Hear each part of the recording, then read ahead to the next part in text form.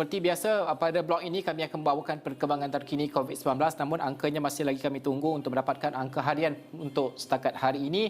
Bukan itu saja, kami juga melihat bahawa kadar vaksinasi harian di Malaysia ini yang semakin meningkat pada ketika ini. Kalau kita lihat setakat apa yang dilaporkan ketika ini, sejumlah 423,138 dos suntikan vaksin didaftarkan pada Rabu, dan itu menurut Jawatankuasa khas Jaminan Akses Bekalan Vaksin COVID-19 JKJAV. Daripada jumlah itu, 261,994 merupakan dos kedua. Dan ini melihat kepada bahawa purata pemberian vaksin secara harian tersebut adalah pada angka 400 ke 500,000, dan sudah pasti hari ini juga turut dinyatakan oleh Ketua Pengarah Kesihatan di laman Twitternya, di mana berkaitan dengan 180,000 dos vaksin, satu suntikan CanSino telah pun dihantar ke negeri Sabah, dan juga diharapkan vaksin CanSino dapat mempercepatkan dan juga memudahkan liputan vaksinasi khususnya di kawasan pedalaman dan kumpulan sasar yang telah dikenal pasti. Itu secara keseluruhannya bagaimanakah pemberian dan juga pendaftaran vaksin di Malaysia.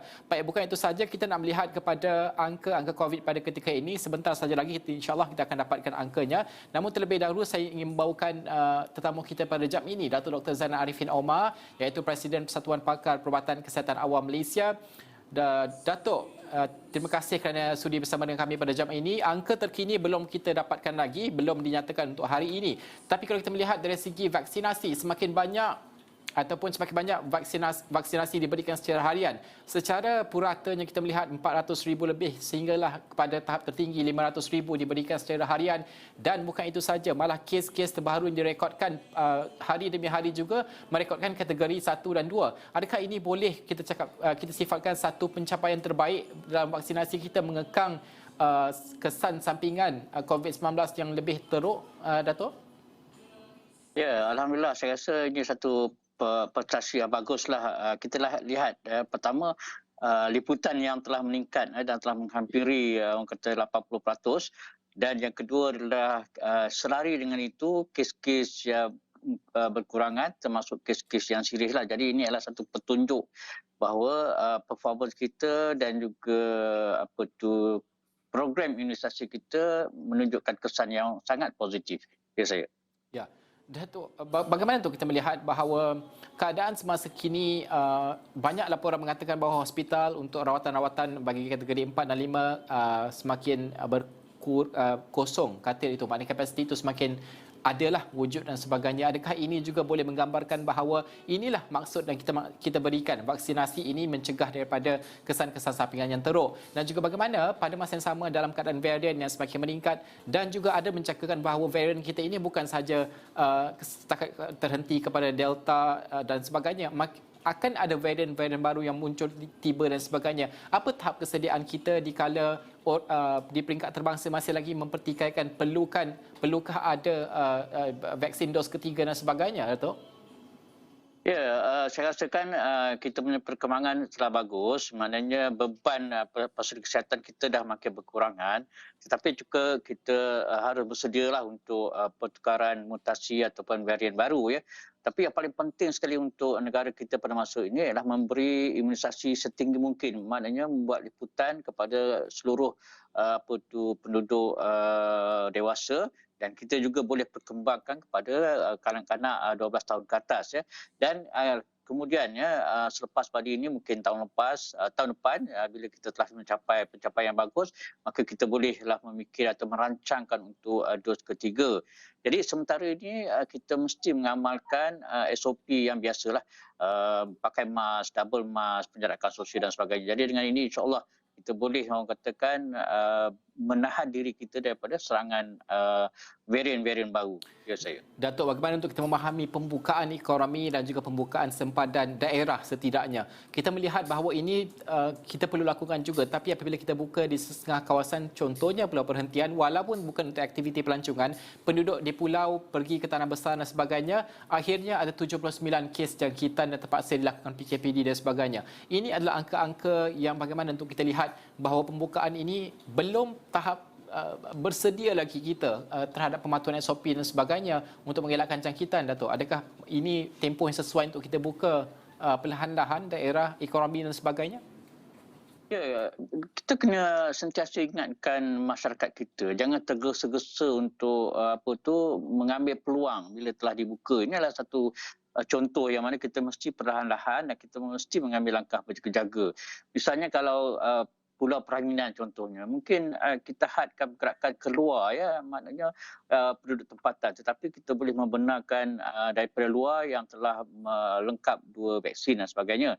Jadi begitu juga dengan sektor-sektor ekonomi yang lain ya. Jadi bila buka DNA kita tidak pergi ramai-ramai, kalau buka pasar malam kita tidak pergi berkumpulan-kumpulan. Jadi kita mesti jaga dan kita mesti ingat supaya nanti kita tidak mahu ditutup semula sektor-sektor tersebut. Ya saya.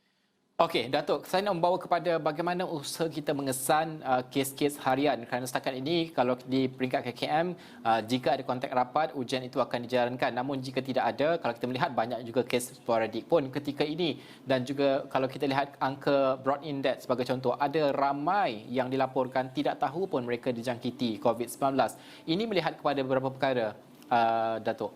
Antara perkara pertama yang ingin saya berikan tumpuan iaitu ujian saringan kendiri. Kita ada jual di pasaran, namun ada ramai juga ahli keluarga penduduk Malaysia yang tidak berkemampuan kerana harga RM40, RM38 dan sebagainya masih lagi mahal. Pada pandangan Datuk sendiri, adakah perlu segera kita kawal harga kit ujian kendiri ini supaya lebih banyak ujian kendiri dapat dilaksanakan, setidaknya mereka tahu status mereka dan boleh kuarantin dan sebagainya untuk kes-kes sporadik?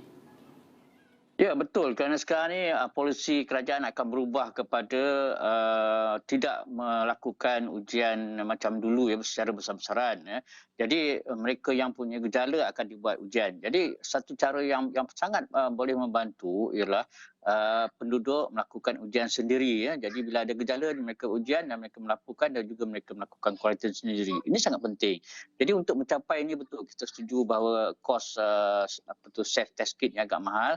Jadi kerajaan patut memikirkan sama ada mengurangkan kosnya atau memberi subsidi atau memberi bantuan secara percuma kepada golongan-golongan tertentu B40 yang memerlukannya. Ya, saya rasa memang penting ni. Ya saya.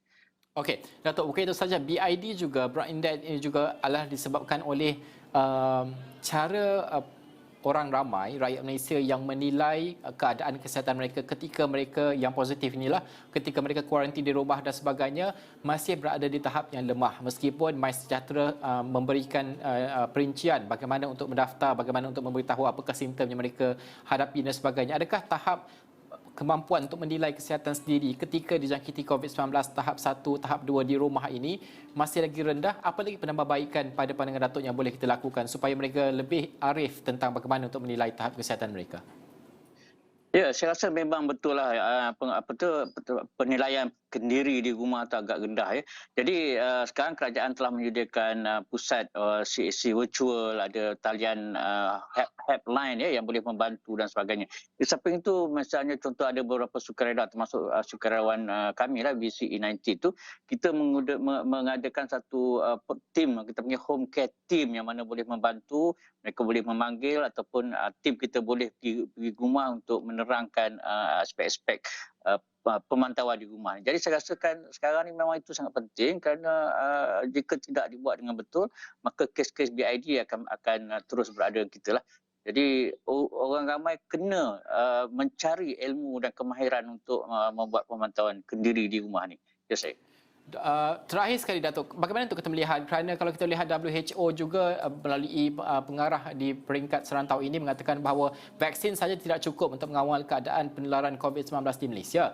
Perlukan penambahbaikan dan sebagainya dari segi cara kita menilai dan juga data-data yang kita miliki dan sebagainya. Pada pandangan Datuk, apa lagi penambahbaikan? Kerana kita tidak mahu hanya mengambil langkah yang sama dan juga mencangkakan keputusan yang berbeza, Datuk. Ya betul. Betul. Vaksin adalah selalu komplement untuk aktiviti lain. Kerana kita tidak boleh bergantung seterusnya kerana mutasi baru ataupun varian baru yang akan datang. Jadi keberkesanannya mungkin akan berkurang. Jadi sebab ini adalah respiratory disease, penyakit yang berkaitan dengan paru-paru, saluran pernafasan. Jadi kita mesti meningkatkan amalan-amalan penjagaan diri seperti memakai penutup muka dan sebagainya. Kemudian kita sekarang mesti menghadkan pergerakan-pergerakan terutama di kawasan-kawasan yang sesak, sempit yang sebagainya. Jadi aktif fizikal ini yang sangat penting. Kemudian pembukaan sektor-sektor yang secara berhati-hatilah. Itu saja. Okey, Datuk Dr. Zainal Arifin Omar, terima kasih kerana meluangkan masa bersama dengan kami. Presiden Persatuan Pakar Perubatan Kesihatan Awam Malaysia mengulas tentang keadaan semasa. Sebentar saja lagi apabila kita mendapatkan angka terkini untuk angka COVID harian, kami insyaAllah akan bawakan laporannya selepas ini.